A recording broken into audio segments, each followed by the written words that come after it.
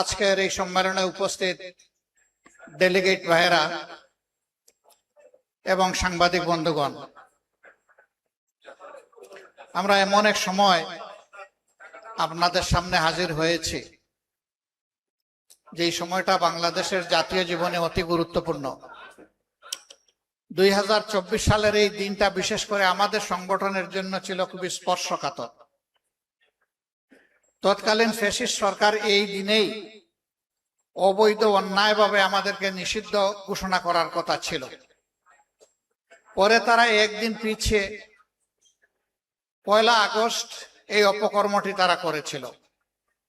আমরা সাথে সাথে প্রেস কনফারেন্স করে এটা প্রত্যাখ্যান করেছিলাম এবং জনগণকে, আমাদের সহকর্মীদেরকে আহ্বান জানিয়েছিলাম যে এই দেশে প্রতিবাদের শেষ ঠিকানাও এই সরকার যেহেতু নিশ্চিহ্ন করে দিতে চাচ্ছে, এখন আর বসে থাকার সময় নাই। এখন সবাইকে ঝাঁপিয়ে পড়তে হবে, আন্দোলনকারী জনতার সাথে মিশে যেতে হবে। আলহামদুলিল্লাহ, মাত্র 3 দিনের ব্যবধানে সরকার মাথা নত করে এই দেশ থেকে পালিয়ে যেতে বাধ্য হয়েছে। তারা আমাদেরকে নিষিদ্ধ করেছিল 1 আগস্ট, আর দুপুরে রান্না ভাত ফেলে তারা চলে গেছে 5 আগস্ট। আল্লাহ তাআলা তাদের কিসমতে ওটা রাখেন নাই। তারা ধারণা করেছিল অতীতের মতো 15.5 বছর যেভাবে মানুষের উপর অত্যাচার নির্যাতন করেছে, এই যাত্রায় তারা ফ্যাসিবাদী কায়দায় সেই আন্দোলন দমন করে দেবে। কিন্তু আল্লাহ তাআলা সমস্ত কুওয়াতের মালিক, শক্তির মালিক, আসমানের ফয়সালা যখন কারো ব্যাপারে জমিনে নেমে আসে, এইটা প্রতিরোধ করার ক্ষমতা কারোই থাকে না। সেদিন মানুষ মুখে মুখে বলতে শুরু করলো, আল্লাহ তাআলা একদল আবাবিল পাঠিয়েছিলেন। আবাবিলের কঙ্করের কাছে হস্তি বাহিনী অসহায় ছিল আব্রাহার। সেই হস্তি বাহিনী টিকে নাই, টুকরা টুকরা হয়ে গিয়েছিল। ঠিক 5 আগস্টের অবস্থাটা এমনই হয়েছিল। একদিকে সশস্ত্র সরকারি বাহিনীকে নামিয়ে দেওয়া হয়েছিল, তার সাথে সরকারি সন্ত্রাসী গুন্ডারাও হাতে অস্ত্র নিয়ে রাস্তায় নেমেছিল। আর আরেকদিকে নিরস্ত্র কিছু মানুষ বুকে ঈমান আর মুখে দেশপ্রেমের স্লোগান নিয়ে তারা নেমেছিল। এই ঈমান এবং স্লোগানকে আল্লাহ বিজয়ী করেছে। আল্লাহ তাআলা কালামে হাকিমে বলেছেন, কাম মিন ফিয়াতিন কালিলাতিন গালাবাত ফিয়াতান কাসীরাতান বিইজনিল্লাহ। দুনিয়ার শক্তি, সামর্থ্য আর বিশাল বাহিনী অসহায়, যখন আল্লাহর ফয়সালা হয়ে যায় তখন ক্ষুদ্র বাহিনীকেও আল্লাহ বিশাল বাহিনীর উপর বিজয় দিয়ে দেন। এটি দুনিয়ায় একবার হয় নাই, বারবার হয়েছে। কিন্তু দুর্ভাগ্য, যারা দুরাচার, যারা স্বৈরাচার, এর থেকে তারা শিক্ষা নেয় না, এটা তাদের কপালে জোটে না। এই আন্দোলনে সবচেয়ে বেশি কুরবানি দিয়েছে শ্রমিক সমাজ। যে 1400 শহীদ হয়েছে বলে জাতিসংঘ বলেছে, তার মধ্যে যদি পেশা বিবেচনা হিসাব করা যায়, শ্রমিকদের সংখ্যা সবচেয়ে বেশি। তারপরে হচ্ছে ছাত্রদের সংখ্যা, এরপরে সাধারণ জনগণের সংখ্যা। সুতরাং যুগে যুগে শ্রমিকরা অন্যায় ও সত্যের বিরুদ্ধে রক্ত দিয়েছে, জীবন দিয়েছে। 24-এও তারা একই কাজ করেছে।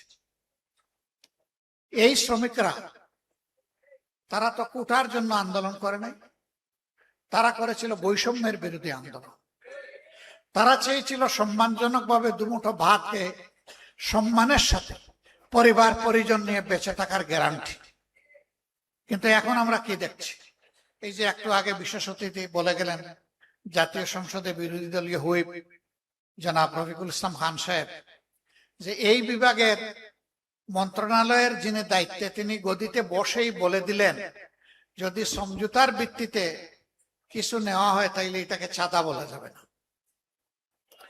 ওনার এলাকায় চাঁদা বন্ধ হয়েছে। আমি জানি না একেবারে তৃণমূলে সব কিছুতে চাঁদা বন্ধ হয়েছে কিনা। চাঁদা বন্ধ করবে না বলে ইতিমধ্যে তারা ঘোষণা দিয়েছে। তাদেরই একজন হুইপ, তিনি বলেছেন যে কোনো দেশ থেকে যে কেউ আসলেও এই দেশে চাঁদাবাজি বন্ধ হবে না।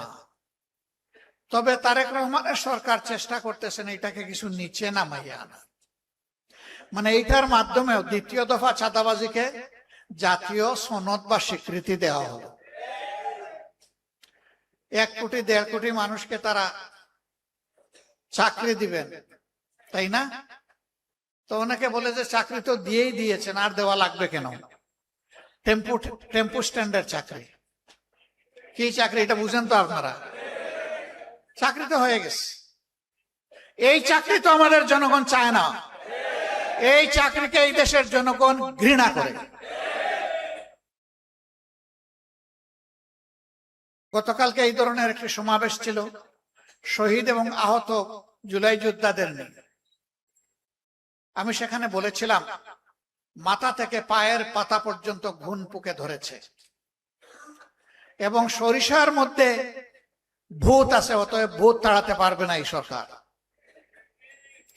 ধন্যবাদ জানাই তাদের দলীয় একজন সিনিয়র নেতা কালকে বলেছেন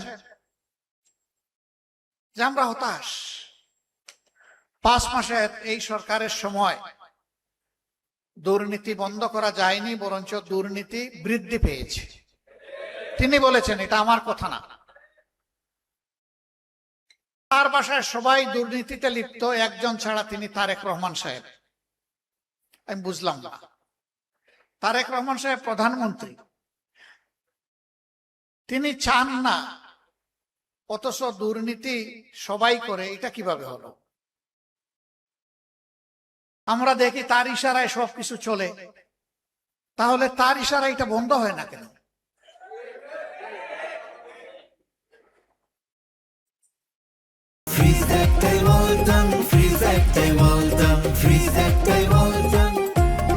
আল্লাহ ভালো জানেন মাথা থেকে পায়ের পাতা পর্যন্ত একই, সবকিছু একই কিনা আল্লাহ ভালো জানেন। আমরা দেখতে পাচ্ছি একই। ব্যর্থতার দায় যখন স্বীকার করলেন, তখন কি এই সরকারের আর ক্ষমতায় থাকার কোন নৈতিকতা থাকে? নৈতিক দিক থেকে সরকার তার অধিকার হারিয়েছে দেশকে পরিচালনা করা।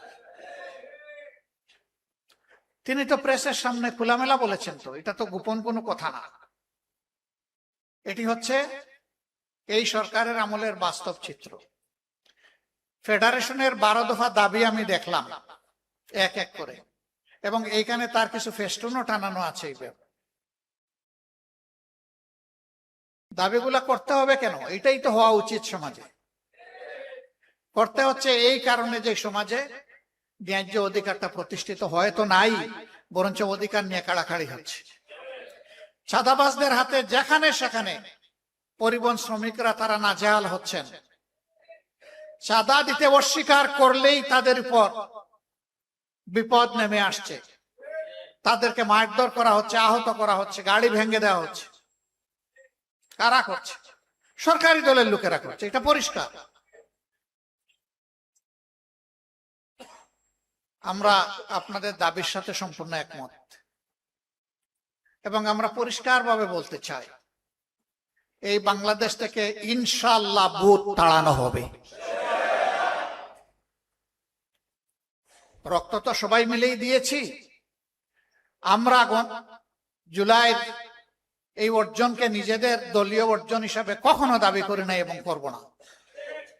এই অর্জন 18 কোটি মানুষের অর্জন। আমি সকলকে অনুরোধ করব, এককভাবে কেউ যেন এর কৃতিত্ব দাবি না করেন। ব্যক্তি হোক, দল হোক, গোষ্ঠী হোক, এইটা কারো একার নয়। 10 মাসের যে সন্তানকে মা কুলে নিয়ে রাস্তায় নেমে এসেছিলেন, ওই সন্তানের দাবি কি ছিল? ওই সন্তানের দাবি তার মায়ের মুখ দিয়ে বের হয়ে এসেছিল যে আমার সন্তান আগামীতে একটা বৈষম্যহীন বাংলাদেশ দেখতে চায়। অতএব এটা কোন গোষ্ঠীর আন্দোলন ছিল না, 18 কোটি মানুষের আন্দোলন ছিল। অনেকে বলেছেন আমাদের দলের এতজন শহীদ হয়েছে। আমরা বলি যে শহীদরা কোনো দলীয় সম্পত্তি নয়, শহীদরা জাতির সম্পদ। একবারের জন্য জামাতে ইসলামী বলে নাই যে আমাদের এতজন শহীদ হয়েছে। আমরা প্রতিজন শহীদকে সম্মান করি এবং জাতির সম্পদ হিসাবে তারা সবাই আমাদেরও সম্পদ।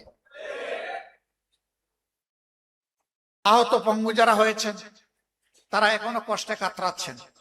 বুলেট পিলেট শরীরে নিয়ে তারা রাতে ঘুমাতে পারে না, কাজকর্ম করতে পারে না, অকেজ হয়ে পড়েছে। তাদেরকে যেভাবে স্বীকৃতি এবং সম্মান দেখানো উচিত সেটা দেখানো হচ্ছে না। আমরা পরিষ্কারভাবে দাবি জানাই, অবশ্যই জুলাইয়ের শহীদ এবং জুলাই যোদ্ধাদেরকে তাদের প্রাপ্য সম্মান দিতে হবে।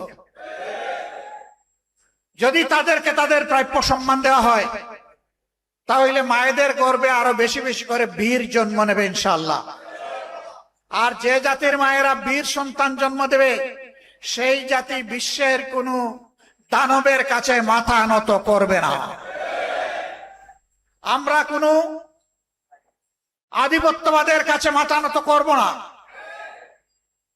অনেকে আমাদেরকে পার্টি ননগ্রাটা, মানে তাদের দেশে এই পার্টিকে তারা বরণ করবে না বলে ঘোষণা দিয়েছে। আমরা এগুলা কেয়ার করি না। আল্লাহ তাআলা বাংলাদেশে জন্ম দিয়েছেন, এই বাংলাদেশের লাভ ক্ষতি হচ্ছে আমাদের লাভ ক্ষতি।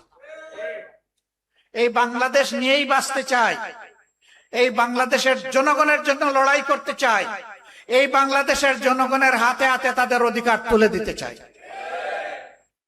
এর আগ পর্যন্ত আমরা থামবো না ইনশাআল্লাহ। সম্মানিত ভাইয়েরা, আপনারা সব জায়গায় রুখে দাঁড়ান। আপনি রুখে দাঁড়াইলেই আপনি বাংলাদেশ, আপনি মাথা নত করলেই একদম সর্বনাশ। এই হারা যাবে না, জিততে হবে ইনশাআল্লাহ। অশুভ শক্তির বিরুদ্ধে বুক টান করে লড়েই জিতবো ইনশাআল্লাহ। এবং এদেশের মানুষের অধিকার আমরা ছিনিয়ে আনবো। দানাই পানাই করা হচ্ছে গণভোটের রায় নিয়ে, আমাদের স্পষ্ট কথা, এই রায় মানতে হবে। 70% জনগণ রায় দিয়েছে। যদি গণতন্ত্রে বিশ্বাস করেন এবং নিজেদেরকে গণতন্ত্রের দল এবং সরকার মনে করেন,